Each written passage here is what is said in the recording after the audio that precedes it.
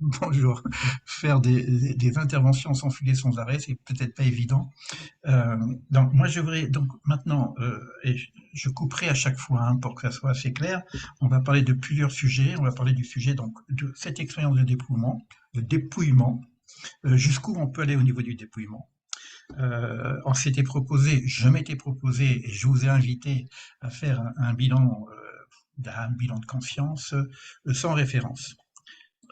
Pourquoi? Parce que la référence, bon, je ne dis pas que les références sont mauvaises, hein, mais dès que j'ai une référence, quelle qu'elle soit, ça fait un écran quand même par rapport à une possibilité d'être en face à face avec soi-même.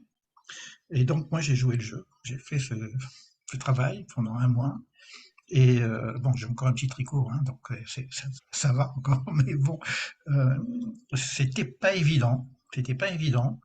Et la question que je me suis posée, et que je vous ai posée d'ailleurs, jusqu'où on peut aller dans ce dépouillement.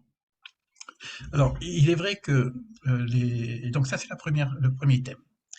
Deuxième thème, je parlerai également de ce qu'on appelle la teshuva, puisqu'on est dans la période de Kippour. Là, je reprends une référence maintenant, hein. Je rentre dans l'organisation du calendrier.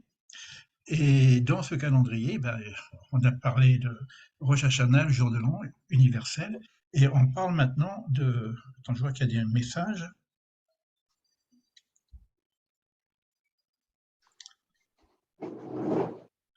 On donne des suggestions directement tout de suite là. Ok Bernadette, tu me feras poser la question tout à l'heure, mais bon, je prends ce que tu viens de m'envoyer. Euh, donc on va parler un petit peu de Kippour, ok. Euh, Toujours pareil, dans cette dimension universelle, hein, puisque tout ce qu'on a fait jusqu'à présent, c'est de voir de quelle façon on peut prendre le calendrier hébraïque biblique et le proposer à la dimension universelle. Voilà, et donc puis on parlera également des prochains cours et de quelle façon, rapidement, de quelle façon je proposerai la nouvelle structure, hein, puisqu'on a terminé l'année de Jacher, la nouvelle structure pour les cours qu'on va partager ensemble. Voilà, ça c'est le programme. Alors, je vais bon laisser, c'est pas grave. Je vais donc tout de suite parler un petit peu de cette histoire de dépouillement.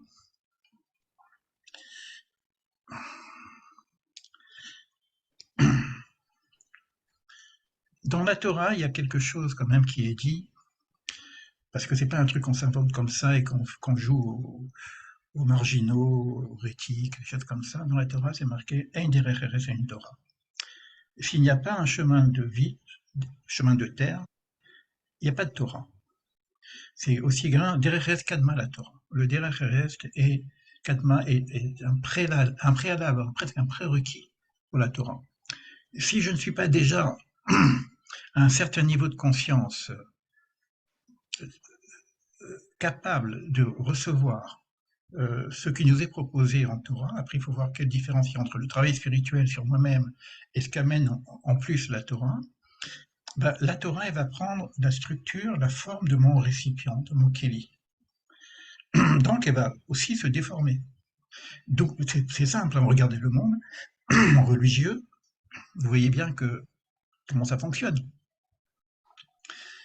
Donc, à mon sens, faire ce travail, je ne veux pas dire que c'est un préalable, ça, c'est une suite, c'est une nécessité d'être en face de soi-même. Alors, et quand on fait ça, qu'est-ce qui se passe? Évidemment, tout ce que vous avez écrit, et peut-être que c'était la loi d'attraction, la loi d'influence, tout ce que vous avez parlé dans ces derniers temps, vous avez parlé d'amour, vous avez parlé d'intériorité, vous avez parlé du jeu, c'est-à-dire qui suis-je vraiment? C'est quoi le problème entre moi et moi-même, le petit jeu, le grand jeu, l'ego? Et c'est évidemment, si je ne travaille pas sur cette question-là, je vais avoir une Torah égotique. Et malheureusement, j'en ai parlé tout à l'heure d'ailleurs avec Sephora, c'est qu'on on va pas comprendre le sens exotérique. Pourquoi? Parce que je vais l'intégrer d'une façon égotique. Déjà, exotérique plus égotique, c'est un peu lourd. Alors, donc, nécessité de faire ce travail en permanence.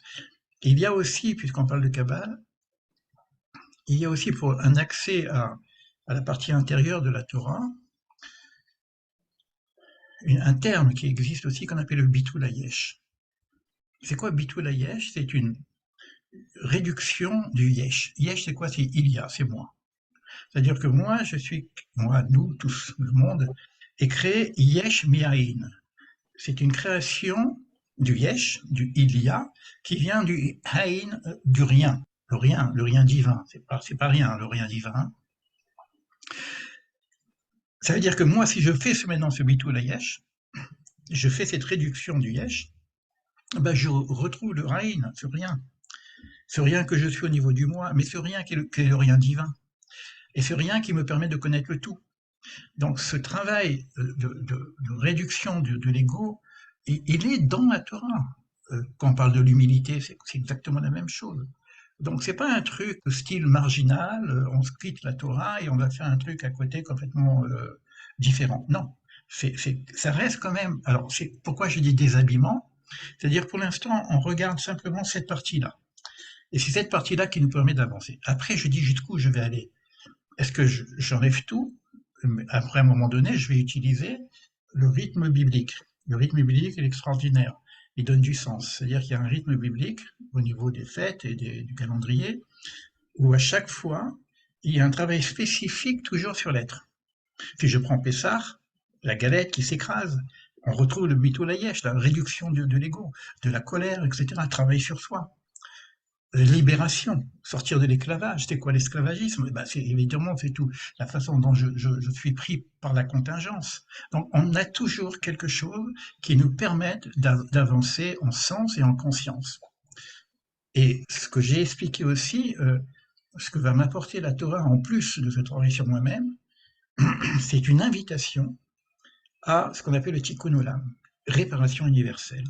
C'est-à-dire que tout le rituel, il est basé sur im ein ani mili, si je ne suis pas pour moi, que suis-je? Qui suis-je? Qui suis-je, non pas que suis-je? Si je im ein ani mili, si je ne suis pas pour moi, qui suis-je? C'est-à-dire que si je ne travaille pas sur moi-même, qui suis-je? Je dis toujours la même chose, mais c'est essentiel pour moi. Si c'est que pour moi, que suis-je? Donc on sort du travail classique du développement personnel, de la réalisation de soi. Quand vous prenez la pyramide de Maslow, vous arrivez en haut de la pyramide, réalisé. Et après, ok, je suis réalisé, donc je m'assois et puis je suis heureux. Non, hop, on monte. Maintenant, au-delà de la réalisation de soi, il y a le rapport avec l'altérité, le rapport avec l'autre. L'autre-té, c'est autre que moi. C'est le monde, c'est l'autre, l'humain, et c'est aussi le divin. Et donc, on pourrait revoir un petit peu cette idée-là dans une dimension qui fait que je participe pas simplement à ma réalisation personnelle, et tout le rituel est basé sur ça aussi, hein, et en même temps à une forme de réparation universelle. C'est ça le rituel un petit peu. Donc, qu'est-ce qu'on fait maintenant? Une fois que j'ai fait ce déshabillement, j'ai enlevé les couvertures, parce que les couvertures étaient nécessaires, il faisait froid. Il y avait des intempéries, il y avait des gens qui voulaient nous exterminer, c'est la réalité. Le peuple juif, regardez comment il a survécu à travers tous les pogroms, etc. Mais pas simplement physiquement. On a voulu aussi exterminer la Torah. Donc il y a une nécessité de protection. Donc pas les clipotes, parce que c'est pas dans le sens négatif, les écorces de protection, c'est comme une noix qui s'est protégée, protéger le fruit. Aujourd'hui, on a besoin de l'intériorité, on ne veut pas se casser les dents avec la noix, on a besoin de voir le fruit. Donc on a peut-être besoin de moins de vêtements. Le manteau, mais la chemise, oui, je la garde, mais pas le manteau. En gros, c'est un petit peu ça. Alors voilà, donc cette idée de dépouillement, elle est orientée quand même avec un référent qui est quand même Torah. Torah, c'est enseignement.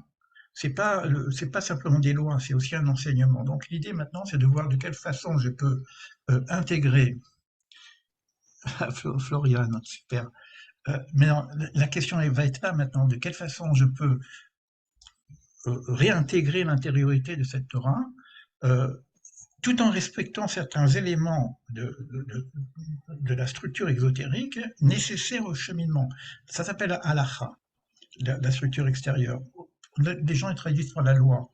C'est pas des lois, c'est halakha, c'est un mouvement, c'est aller, olaire, ani olaire, je marche, c'est le cheminement. Et dans ce cheminement de la vie, il y a des conseils, il y a des conseils qui sont à notre service quelque part. C'est pas au service de Dieu, Dieu n'a besoin de rien. Donc on nous propose des éléments comme ça, au niveau de la nourriture, au niveau de la relation à l'autre, etc. Alors voilà ce que je voulais dire sur ce dépouillement, c'est-à-dire que maintenant, une fois que j'ai réussi à sortir du dogme, à sortir des extériorités de la superstition religieuse, pour voir un peu qu'est-ce qui se passe. Maintenant, je suis nu, je suis tout nouveau. Je parle de moi là, c'est moi. Je l'ai fait, je l'ai joué, j'ai joué le jeu. Hein. Je reviens maintenant et je réintègre. Et évidemment, je ne peux pas réintégrer de la même façon. Ayant vécu cette expérience de dépouillement, euh, ok, d'amour, parce que quand on vit ça, il y a quelque chose vous avez appelé ça l'amour, en tout cas. Bon, je vais parler ça aussi, pourquoi pas. On ne peut pas tout expliquer. Euh, la relation avec le religieux ne veut pas être la même. Alors, comment je vais faire? Pour l'instant, je dis, j'y vais. Je vais me rhabiller. Et Léo va se rhabiller. Mais je veux plus de prêt-à-porter. Je veux pas le prêt-à-porter de la religion. Je veux chercher quelque chose qu'on appellerait du sur-mesure par rapport à ma conscience, par rapport à ce qu'on est. Il y a un risque. Il y a un risque parce que quand on va très très loin au niveau du lumineux, je vous ai parlé des 4 qui sont montés dans le Pardès, il y en a un qui est mort, il est resté là-haut, il y en a un qui est devenu fou, et il y en a un qui est devenu hérétique. Il y en a un qui est devenu avec la paix, il est parti avec la paix, etc. Alors, c'est aussi un enseignement dont je parle dans mon livre, et je continuerai pour les autres parties. On peut devenir fou, c'est sûr. Que ce soit par la connaissance spirituelle du lumineux, que ce soit par l'amour, que ce soit par le dépouillement complet, bah on peut, il n'y a plus rien. Il y a flash, tu vois, pouf, syndrome de Jérusalem. On peut. Si on a, on peut. Je reviendrai après sur ça. On peut devenir hérétique, c'est sûr, c'est facile. La religion, on y rejette le bébé avec l'eau sale du bain, quoi. On peut devenir fou, on peut mourir, et on peut devenir hérétique. Mais on peut revenir en sagesse. C'est Rabbi Akiva qui revient en sagesse. Pourquoi Rabbi Akiva revient en sagesse? Qu'est-ce qui s'est passé par rapport aux autres? Quelle différence il y a? C'était 4 géants. La différence était au début. L'intentionnalité. Pourquoi je fais ce travail? Si l'intentionnalité est propre, elle est pure, elle est sincère, elle est en conscience, les risques sont moindres. Ça ne veut pas dire qu'il n'y a pas de risques, il y a des risques, mais les risques sont moindres. Et quand je propose ce travail de dépouillement, mon intentionnalité, c'est pas pour critiquer. C'est pas pour dire la religion, c'est quoi ce truc-là? Non, non. Mon intentionnalité, c'est pour voir en profondeur d'abord mon être et comment mon être en profondeur peut toucher l'être qui fait l'être et éventuellement l'enseignement qui nous a été donné. À ce moment-là, les risques sont moindres. Sincèrement, il y a des risques. Ça, c'est sûr. Mais à partir du moment où la conscience est propre, je vais vous dire quelque chose, moi, je sais pas, je peux pas tout dire parce que je suis un petit peu embêté. Léa, pourquoi tu dis pas tout? Maintenant, je sais qui est Léa. Euh, euh, ben, je vais quand même le dire, c'est pas grave, parce que même si ça, parce que je compte le mettre en public. Il y a la religion, ok. Alors je vais sur ce dépouillement, il est possible que, apparemment au niveau religieux, ça glisse. Et je pourrais donc faire une faute. Mais une faute au niveau du cadre de référence religieux. Après, je regarde à l'intérieur de moi-même. Est-ce que j'ai fauté ou non? Je vois pas.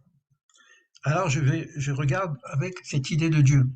Bon, on ne sait pas vraiment ce que c'est, mais cette idée de vrai, de juste, de quelque chose qui, pourtant il y a là qui parle, quelque chose qui dépasse ma tête, pas simplement ce que je pense. pas de culpabilisation. Je vois pas la faute. Donc, qu'est-ce qui s'est passé? C'est que dans ce travail spécifique, euh, il y a quelque chose qui nous permet d'avancer. Ça ne veut pas dire que je ne reprends pas, mais la relation de la... Et je parlais tout à l'heure de Kippour, puisque c'est Kippour, et on va parler de la faute et de la repentance, et puis de comment je fais quand j'ai fait une faute, etc. Soit avec moi-même, soit avec le divin, soit avec l'autre, etc. Le rapport qu'il y a avec la faute, il est totalement différent.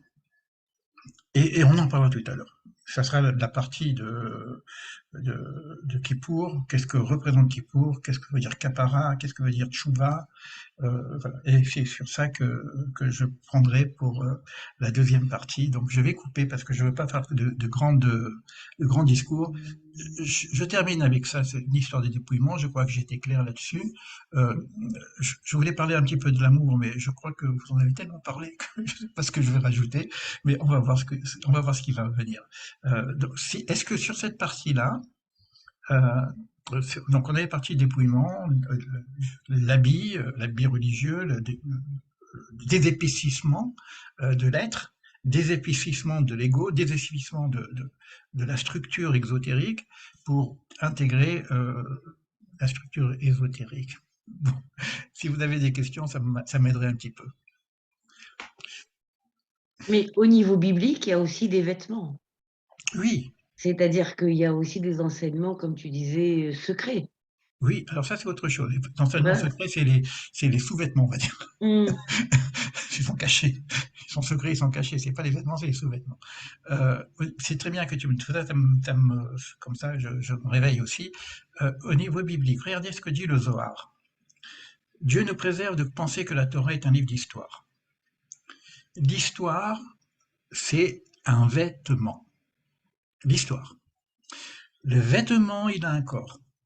Le vêtement, il cache un corps. Et donc, il y a un corps. Donc, il faut connaître le corps. Le corps, c'est un peu le corpus, tout ce qui est à l'halakha, le comportement, les études qu'on va faire, etc. Donc, il y a un corps. Mais le corps, il a une âme. Et l'âme est la lame de l'âme. Alors, ça veut dire quoi quand le Zohar me dit ça? Ça ne veut pas dire que je prends l'histoire, le vêtement, et que je le jette. Parce que l'histoire biblique, on l'a depuis toujours. Et c'est grâce à cette histoire biblique que je vais chercher du sens. Le rythme de l'histoire biblique, c'est l'histoire du sens. Donc ça ne veut pas dire que je jette mon histoire. Mon histoire, je sais que c'est un vêtement. On peut changer d'histoire, on peut évoluer, on peut vivre en conscience, on peut avoir plusieurs vies. Mais chaque événement de mon histoire, qui est un vêtement, me permet, par l'introspection, de donner du sens à ma vie. C'est pareil au niveau de l'histoire biblique. Donc je ne jette pas le vêtement de la Bible. Mais je sais que ce n'est qu'un vêtement. C'est ça l'idée. Et c'est pareil quand je vais rentrer d'autres vêtements, je sais que c'est un vêtement. Mais à un moment donné, moi, ce qui nous intéresse dans ce groupe, c'est pas de jeter le vêtement, c'est de trouver le corps. Et mieux que ça, de trouver l'âme. Pourquoi pas l'âme de l'âme? L'être qui fait être. Donc, c'est ça l'idée. C'est ça l'idée. C'est pas un dépouillement dans le sens je me déshabille et puis je marche tout nu dans tenue d'Ève et de Adam. Non. C'est que je vois l'habit et je sais, je lui trouve du sens. Quel est le sens de cet habit? C'est ça l'idée. Merci Bernadette pour ta question. D'autres interventions pour m'aider un petit peu là-dessus?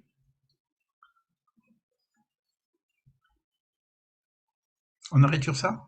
On passe à la deuxième version?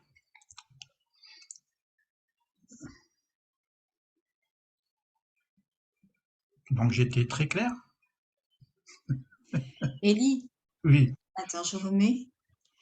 Ouais, Alors, je voulais savoir, les vêtements que tu parles oui. des vêtements qui sont pareils que les attributs divins ou c'est autre chose? Non, dans les attributs divins, on va dire, c'est pas vrai, c'est les vêtements de Dieu. Ça, c'est très D'accord, bien. Les attributs divins, parce qu'on ne peut pas connaître Dieu. On ne peut pas ok. connaître la lumière divine pure, directe. On ne peut pas connaître l'essence divine. Mais Donc Dieu veut les se révéler. attributs, Donc pour se révéler, il va s'habiller. d'accord. Donc Mais les non, attributs sans des habits. appartiennent qu'au divin. C'est des habits divins, ouais. Ok, Là, tu as, c'est tu as important de touché le truc. savoir C'est parce pour que ça que c'est important de voir l'habit, parce que je ne peux pas connaître l'essence de la chose, mais Dieu se présente à nous par des habits, c'est-à-dire des attributs, des valeurs. Et en même temps, nous, on le connaît à travers les noms. Tu me connaîtras par mes noms. Chaque nom est une fonction. D'accord? Donc c'est un habit. C'est une façon dont Dieu se manifeste dans le monde. Donc c'est des habits aussi. Mais c'est des habits divins. Pour connaître, c'est la façon la façon de se dévoiler, c'est mettre un voile. Dieu, en se mettant un voile, il peut nous permettre d'avoir une perception du divin. Sinon, c'est le grand tout, le grand rien, ok, on n'en dit rien dans ce cas-là. Mais on peut parler du divin parce qu'on a les attributs. Et ça, c'est la force de l'arbre de Séphiroth. C'est pareil pour les lettres. Les lettres sont des fonctions qui vont construire les mots, mais chaque lettre est comme aussi une émanation divine. Donc on ne peut pas tout enlever, parce que ce serait dommage. On n'a plus rien à se dire. Si on va retomber dans les anciens travaux de l'Advaita. Ok, c'est super. Même l'Advaita qui travaille que sur l'ego et le moi, le soi, etc., Brahman, Atman, etc. Bon, c'est très complexe quand on veut rentrer vraiment dans l'intériorité. Mais quand on travaille en tant qu'occidental et puis on veut dire quoi, on va rester sur l'histoire de l'ego, du moi, du soi, etc. On va rester l'amour universel, l'amour personnel, le Dieu personnel. Bon, on va rester sur des choses très très généraux. Tu vois. Donc on a besoin de certains habits. L'idée, pour moi, je le répète, c'est trouver, quelle que soit la tradition qu'on vit, hein, de trouver l'habit adéquat dans mon rapport avec moi-même, dans mon rapport avec l'extérieur, dans mon rapport avec le monde et avec le religieux. Et on a de très très beaux habits dans la Torah. Hein.